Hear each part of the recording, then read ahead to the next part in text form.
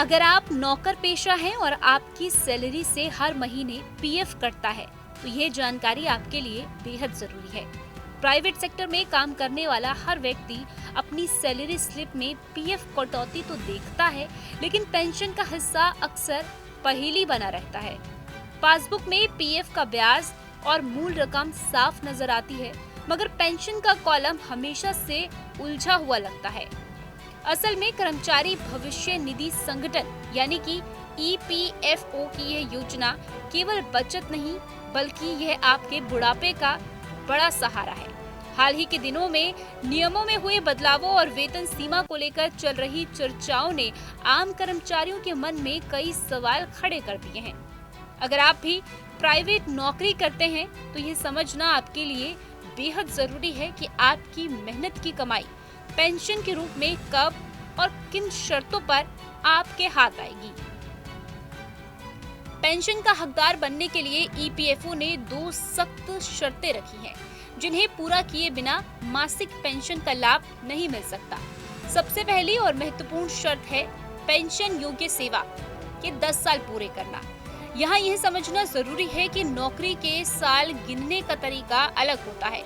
अगर आपने बीच में नौकरी बदली है और पीएफ का पैसा निकाल लिया है, तो वह पिछला समय आपकी पेंशन सर्विस में नहीं जुड़ेगा।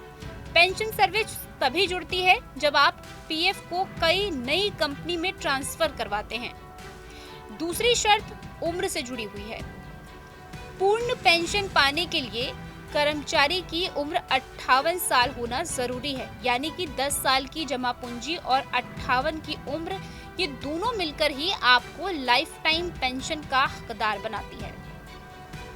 अक्सर लोगों को लगता है कि उनकी पूरी पीएफ कटौती उनके खाते में जमा हो रही है, लेकिन गणित थोड़ा अलग है। नियोक्ता यानी कि एम्प्लॉयर द्वारा आपके पीएफ में जो हिस्सा जमा किया जाता है, उसका 8.33% भाग कर्मचारी पेंशन योजना में चला जाता है। हालांकि यह योगदान आपकी पूरी सैलरी पर नहीं, बल्कि सरकार द्वारा तय की गई एक वेतन सीमा पर आधारित होता है। यही वजह है कि लाखों रुपए महीना कमाने वाले कर्मचारी की पेंशन भी एक सीमा से ऊपर नहीं जा पाती। यह पैसा सीधे आपके हाथ में नहीं आता, बल्कि यह एक पूल में जमा हो जाता है, जो कि रिटायरमेंट के बाद आपको मासिक आय के रूप में वापस मिलता है। पेंशन की राशि इस बात पर भी निर्भर करती है कि आप उसे कब लेना शुरू करते हैं। ईपीएफओ के नियमों के मुताबिक अगर आप 50 साल की उम्र के बाद भी पेंशन ले सकते हैं, लेकिन इसे अर्ली पेंशन माना जाता है।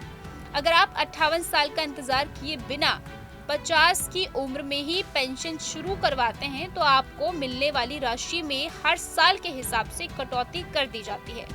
ये कटौती स्थायी होती है, यानी कि आपको ताउम्र कम पैसा मिलेगा।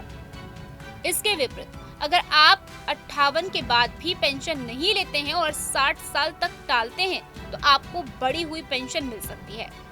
नौकर पेशा लोगों के मन में यह डर हमेशा रहता है कि अगर 10 साल की सर्विस पूरी नहीं हुई, तो क्या पेंशन का पैसा रुक जाएगा? जवाब है नहीं। अगर आपकी कुल सेवा 10 साल से कम है, तो आप महीने पेंशन के हर हकदार तो बनते ही हैं, लेकिन आपका पैसा सुरक्षित रहता है। नौकरी छोड़ने पर आप एक मुश्त निकासी का विकल्प चुन सकते हैं।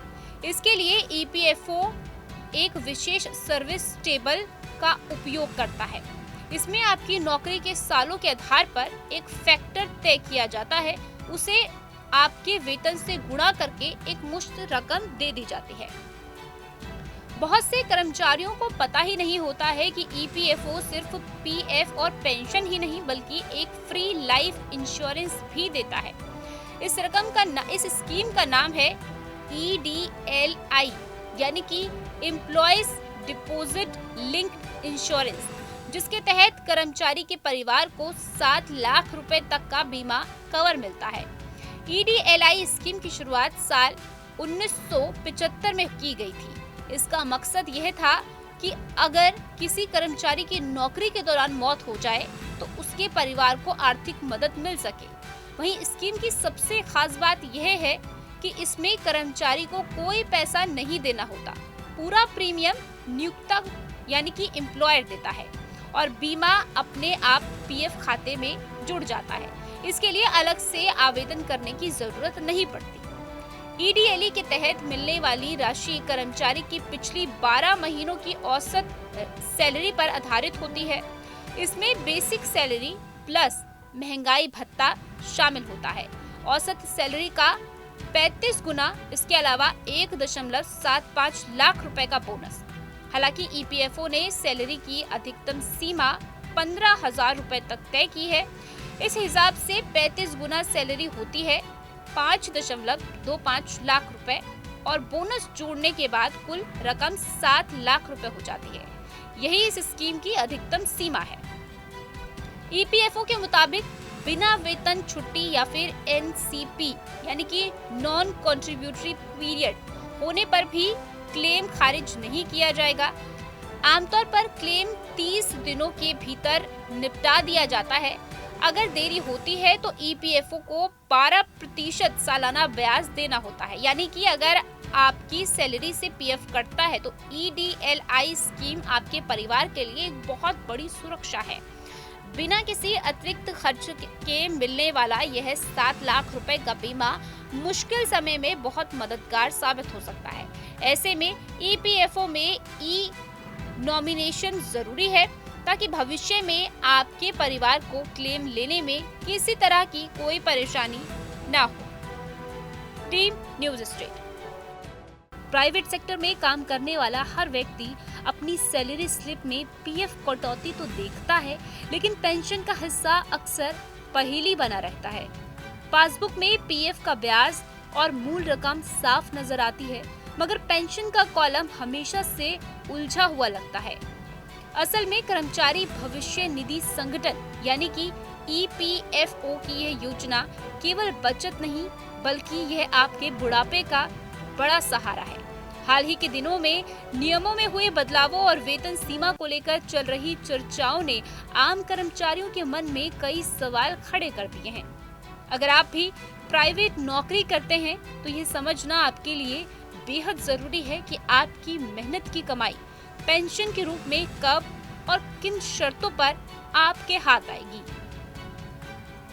पेंशन का हकदार बनने के लिए ईपीएफओ ने 2 सख्त शर्तें रखी हैं, जिन्हें पूरा किए बिना मासिक पेंशन का लाभ नहीं मिल सकता। सबसे पहली और महत्वपूर्ण शर्त है पेंशन योग्य सेवा के 10 साल पूरे करना। यहाँ यह समझना जरूरी है कि नौकरी के साल गिनने का तरीका अलग होता है। अगर आपने बीच में नौकरी बदली है और पीएफ का पैसा निकाल लिया है तो वह पिछला समय आपकी पेंशन सर्विस में नहीं जुड़ेगा। आपके मोबाइल पर तुरंत आएगी ब्रेकिंग न्यूज। स्क्रीन पर सबसे पहले दिखेगी बड़ी खबर। देश दुनिया की हर खबर एक जगह। अब आपके मोबाइल पर तुरंत फटाफट इंस्टॉल कीजिए न्यूज़ नेशन ऐप और रखिए खुद को अपडेट।